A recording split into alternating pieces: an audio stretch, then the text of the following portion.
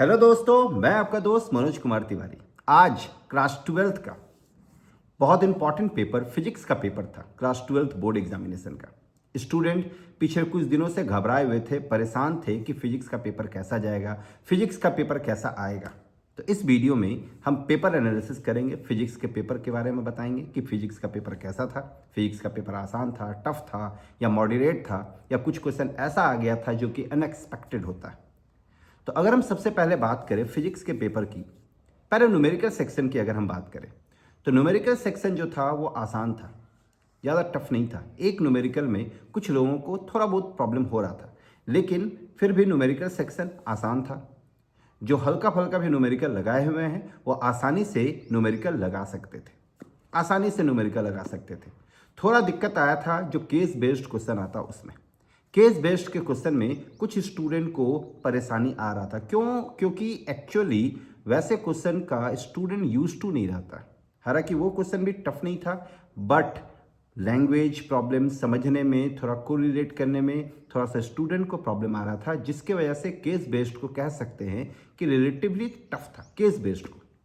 एमसीक्यूब की बात करें तो एमसीक्यूब आसान आया था। जो स्टूडेंट भी फॉर्मूला वगैरह अच्छे से पढ़ के गए हैं, छोटा छोटा डेफिनेशन अगर अच्छे से रट्टा मार के गए हैं, अच्छे से याद करके गए हैं, अच्छे से समझ के गए हैं, तो एमसीक्यूब में दिक्कत नहीं है। लेकिन एमसीक्यूब में होता क्या है कि नंबर ऑफ क्वेश्चंस बहुत ज़्यादा होने लगा, जिसके वजह से एमसीक्यूब में इक्का दुक्का क्वेश्चन ऐसा हो ही जाता है जिसमें स्टूडेंट को थोड़ा परेशानी हो जाता है। और वैसे स्टूडेंट को जो लोग बहुत अच्छे से पढ़ाई नहीं किए, जो लोग लास्ट में 2 महीना और 2.5 महीना और 3 महीना पढ़ाई किए हैं, तो उस टाइप के स्टूडेंट को एमसीक्यू में दिक्कत हो जाता है। लेकिन जो स्टूडेंट अच्छे से पढ़ाई किए थ्रू आउट द ईयर, उनके लिए एमसीक्यू और कोई भी क्वेश्चन जो था इसमें ऐसा नहीं था जो टफ था।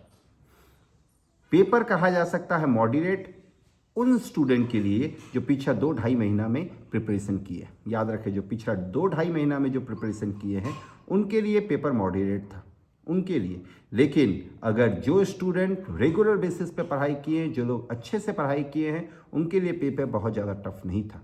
कुछ क्वेश्चंस कंसेप्चुअल था जिसमें कुछ लोगों को दिक्कत आ रहा था, स्पेशली वैसे ही स्टूडेंट को जो 2-2.5 महीना में अपना प्रिपरेशन किए। तो ले दे के पेपर जो था वो मॉडरेट से, मतलब ईजी टू मॉडरेट था, मतलब ईजी टू मॉडरेट। अगर स्टूडेंट बहुत ढंग से पढ़े हैं, बहुत अच्छे से पढ़े हैं, तो अच्छा स्कोर आसानी से कर सकते हैं। मतलब मोर देन 90% आराम से स्कोर किया जा सकता है अगर अच्छे से पढ़े हैं तो। और जो लोग 2-2.5 महीना में गए हैं वो 90% के आसपास पहुंच सकते हैं। याद रखें, 90% के आसपास पहुंच सकते हैं जो लोग केवल 2-2.5 महीना पढ़े। और जो लोग पढ़े ही नहीं हैं उनके बारे में बात करने से कोई फ़ायदा तो है नहीं। अब आपका नेक्स्ट एग्जामिनेशन केमिस्ट्री का, तो केमिस्ट्री को लेके आज से ही लग जाइए। ये नहीं कि आज आए हैं रिलैक्स कर रहे हैं, जिसकी वजह से एक एक दिन करके आप ख़राब करते जा रहे हैं। केमिस्ट्री में आपके पास 5 से 6 दिन का गैप है।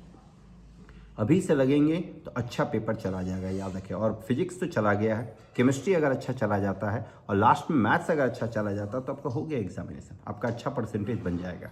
तो एक एक घंटे का, एक एक दिन का बहुत इंपॉर्टेंस है। तो थोड़ा इन सारी चीज़ों को ध्यान में रखते हुए अपने केमिस्ट्री के पेपर को आगे बढ़ाएं। और इसके बाद भी अगर आपको कुछ क्वेरी है, किसी तरह का कुछ कन्फ्यूज़न है, कुछ पूछना है, तो आप लोग कमेंट बॉक्स पे कमेंट कर सकते हैं। अच्छे से प्रिपरेशन करें सभी लोग। ऑल द बेस्ट सभी को केमिस्ट्री एग्जामिनेशन के लिए भी। All the best, thank you.